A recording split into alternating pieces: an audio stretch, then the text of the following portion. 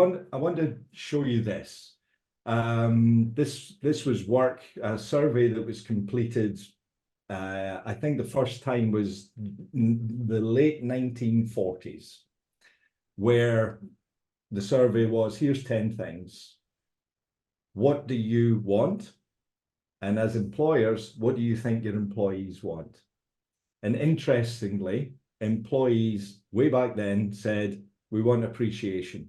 We want to be in on things, right? If the decision's been made that affects us, or tell us what's going on, right? We want to be in on that. And we want sympathetic help with the problems that we've got. Now, those are prioritizing emotional needs over rational. Employers see it the other way around. We prioritize rational needs, right? Oh, you got a good job and you get paid, right? Your job's secure. What are you on about, right? You've got promotion and growth opportunities. That's cool, right? But they're misaligned. They're misaligned, right? And they're so misaligned, actually, that the top three things that employees actually say they want are the bottom three things that employers actually think they need to give to you. The survey was repeated just about 10 years ago, and it's exactly the same. So the little exercise that we've just done just confirms to me that actually what we want is emotional support, right? Recognition for the work that we're doing. We want to be involved in decisions, and we want help with problems, right? That's kind of what motivates us at work.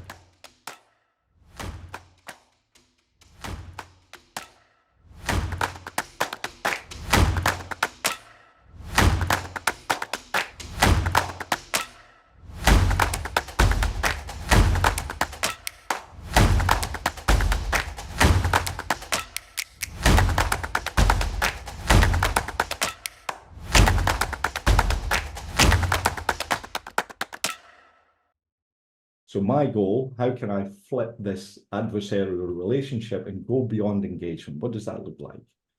So the context, as I say, is the poor relationship. This isn't a company having lots of accidents. There's a few minor cuts and pulled muscles and things like that with people getting stuck in the mud. But year on year, it's an upward trend. What we did, our business practices, if you like, mostly reactive and corrective in nature. There's not much listening going on. So what does infrastructure mean? This is what it means, right? So we built railways, we built bridges. This bridge here is a $1.5 billion bridge. It's the third largest of its kind in the world. And I was pretty proud that, that was one of our projects. City bypasses, those kind of things. Water infrastructure, and also ecology surveys. And this is where we found one of the issues that I'm going to talk about in a moment. So if you're doing large infrastructure projects, you do the ecology survey to find out what habitats you're going to disturb or otherwise. And that's kind of what that looks like a little bit too. So back to purpose. We were viewed as being a selfish organization out to prove a point, not contributing to how work gets done in a way that helps me contribute to work, right? So whatever you do when you show up, you've got your agenda, you fulfill that and you go away. So I get no meaning out of it at all.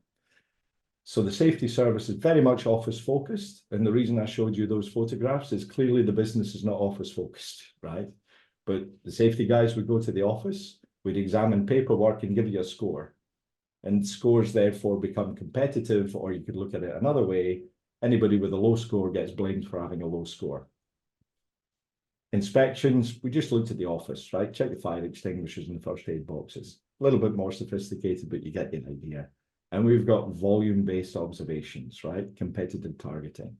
Any investigation, it was blame-based. We've looked at maybe employee mid-managerial. You don't want to challenge senior managers because they might give you a hard time. But that's the kind of thing that's going on. Again, our safety performance isn't bad. Our safety services are pretty bad, though. So we said, switch it round, right? If you're doing an audit, you're doing an inspection, you do any of those tools, because there's nothing wrong with those business practices, right? There's nothing wrong. It's not what you're doing, it's the way that you're doing it. So instead of fulfilling, have you got one of them and have you got one of them, ask, how can I help you? What do you see that you need help with? And one of the ecologists said, I work near water and I need a life jacket. And I was told, go get one out the cupboard. And that's it. I'm not comfortable with that, but I don't know what I should do. Help me understand what I should do. So we didn't have an answer. We needed help. So we got help from outside, and we walked around and we talked to people. And our policies, our processes, our equipment was all pretty poor, actually. We had, anybody knows anything about life jackets, a lot of them have got CO2 cartridges in. Some of ours did not. There was no maintenance. There was all sorts of things wrong. So we worked with the business to say, what does good look like and what should we be doing? And the outcome of that was a co-owned business practice. And then we chucked people in the swimming pool, right? Because that's the fun bit. So we went through everything, but we threw you in a pool. So you know what it's like when you hit water.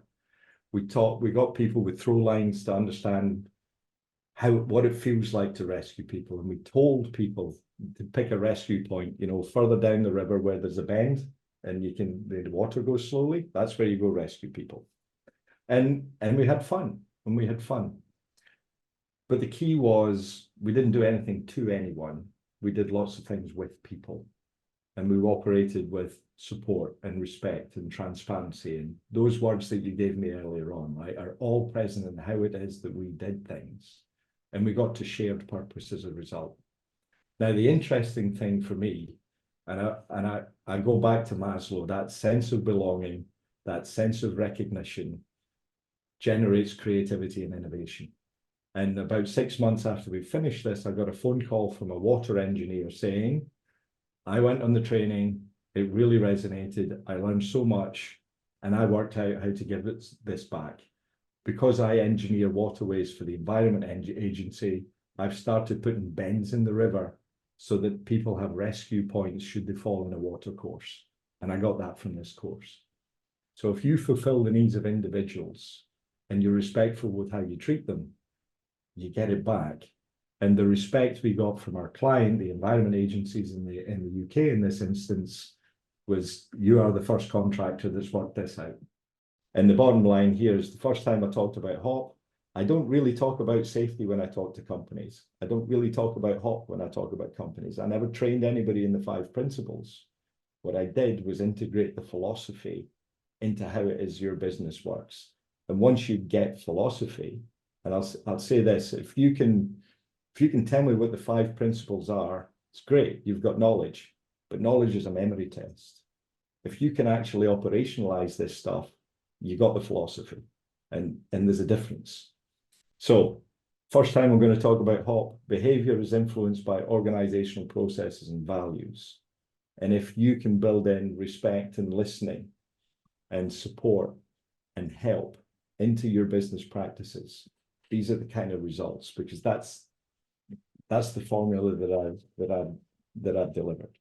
Actually, to get the level of performance, I needed to talk to the business at a senior level about helping and supporting each other. And that's because we are here to deliver purpose together. So it's de-siloing HR and finance and procurement and operations and safety and quality. And if you go in to say it's about safety, I've switched them off already. If I say it's about HOP, I say, oh, that's that safety thing, right? Yeah. So I didn't talk about that. I talked about how can our organizational processes and values guide us to adapt to how it is that we need to support each other to do work. And that was a conversation they could be part of. They could see themselves in it. And if you can see yourself in it, then okay, right, I can make progress. Yeah. And another point, I don't want to take up time until I get questions in the chat, but it's the proactive nature of what you're espousing. Is that saying, oftentimes in my business, you got to go ahead and something bad has to happen before you can do anything proactive. Is that when you did in that case study, is that you went ahead and went along with it to get a win, Yeah, and get exactly. the executive on board. But then you leveraged it from a proactive standpoint and saying, now I'm going to use that across the industry to get the CEO to send a message, and now you're spreading the lesson learned by any way you had to. Yeah, I mean, I think everybody's got problems. It's whether or not you're working on them. And what problems is it okay to talk about? I think fundamentally what we did is we made it okay to ask for help. And it didn't matter what that help was. It doesn't matter where it comes. Sometimes if you don't get the right help, it's a bad safety outcome. Sometimes it's a finance thing. Sometimes it's an HR thing. So if you take all the labels off and just go with the philosophy, we're just helping each other out. And once you get over the problems, that's where people come up with ideas. And if you come up with ideas, we're on the path to creativity and innovation. So yeah, thanks. I got a